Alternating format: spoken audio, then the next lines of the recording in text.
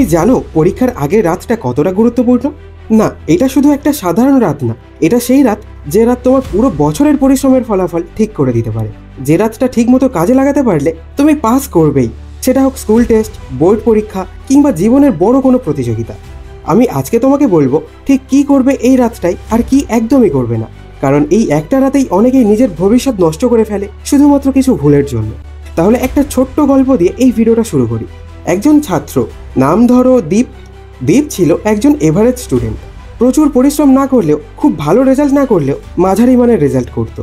কিন্তু একবার বোর্ড পরীক্ষার আগের রাতে সে এতটা নার্ভাস হয়ে গিয়েছিল, সে ঠিক করলো পুরো রাত জেগে সব কিছু পড়ে ফেলবে।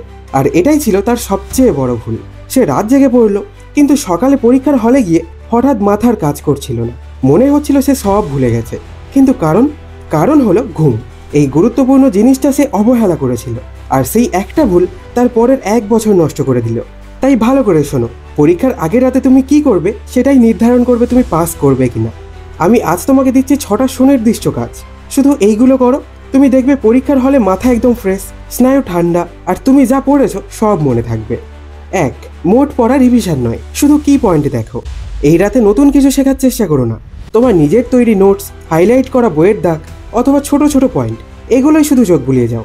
তুমি হয়তো ভাবছো পুরো বইটা না দেখলে তো কিছুই মনে থাকবে না, কিন্তু বিজ্ঞান বলছে পরীক্ষার আগের রাতে কম পড়া কিন্তু তা কয়েকবার দেখা, এটা মস্তিষ্কে বসে যায় ভালোভাবে। 2. 7 ঘন্টার ঘুম। এটা কোনো বিলাসিতা না, এটা একটা অস্ত্র। ঘুমের মধ্যে তোমার মস্তিষ্ক মেমোরি রিঅর্গানাইজ করে। মানে তুমি যত কিছু শিখেছো সেটা ঘুম না হলে ঠিকভাবে স্টোর হয় না। সারা রাত জেগে পড়া মানে তুমি নিজেই তোমার মনে রাখা জিনিসগুলো ডিলিট করে দিচ্ছ। তাই ঘড়ি ধরে 6 থেকে 7 ঘন্টা ঘুমাতেই হবে।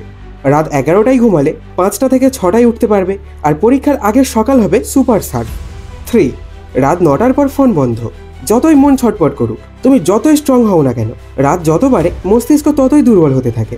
Social media, random reels, tension বা গেম, এসব তোমার মনকে ডিস্ট্র্যাক্ট করে দেবে, আর তুমি নিজেও বুঝবে না কখন মন ভেঙে পড়েছে। রাত 9টায় ফোন বন্ধ করে সব ডিস্ট্র্যাকশন বাদ দিয়ে নিজের রিভিশনে ফিরে আসো। 4. নিজেকে বোঝাও তুমি পারবে। আমার কথা শোনো, এই রাতে নিজের মনকে ভয় পেয়ে বসতে দিও না। ঘরের দরজা বন্ধ করে আয়নার সামনে দাঁড়াও, আর চোখে চোখ রেখে বলো আমি পারবো, আমি তৈরি, আমি ঠান্ডা মাথায় পরীক্ষা দেব। এই কথাটা নিজের মনকে বললে তুমি নিজেই নিজের ভেতরে সাহস তৈরি করবে। 5. পরীক্ষার আগের পোশাক, অ্যাডমিট কার্ড, কলম এসব গুছিয়ে রাখো। অনেকে সকালবেলা খুঁজতে গিয়ে এতটা আতঙ্কে পড়ে যায় সেটা পরীক্ষার ফলেও প্রভাব ফেলে। তুমি রাতেই ঠিক করে রাখো কোন জামা পরবে, ব্যাগে কি কি থাকবে, সব গুছিয়ে রাখো। এটা তোমাকে সকালবেলার একটা মেন্টাল পিস দেবে। 6. মাঝরাতে উঠে পড়া নয়, বরং ভোরে উঠে 3-4 ঘন্টা রিভিশন। রাত 3টায় উঠে হাফ ঘুমিয়ে পড়া মাথায় গুঁজে ফেলার চেষ্টা করো না, তাতে তোমার মাথা ঝিমিয়ে যাবে। তাই ভালো করে ঘুমাও। ভোর 6টায় উঠে একটা হালকা হাত মুখ ধুয়ে চোখ বুলাও সব কিছুর উপর। এই ছোট্ট রিভিশনটুকুই হবে তোমার শেষ অস্ত্র। ডিয়ার, পরীক্ষার আগের রাতে তুমি যদি এই 6টা জিনিস করো, তাহলে বিশ্বাস করো তুমি না শুধু পাস করবে, তুমি অনেকের থেকেও ভালো করবে। এই রাতটা শুধু পড়ার জন্য না, এই রাতটা হলো তোমার আত্মবিশ্বাস, মন শান্ত রাখা, আর নিজেকে বোঝানো তুমি পারবে। তাই চোখে সাহস রাখো, মন শান্ত রাখো, আর নিজের উপর বিশ্বাস রাখো। এটাই করো পরীক্ষার আগের রাতে, তুমি পাস করবেই।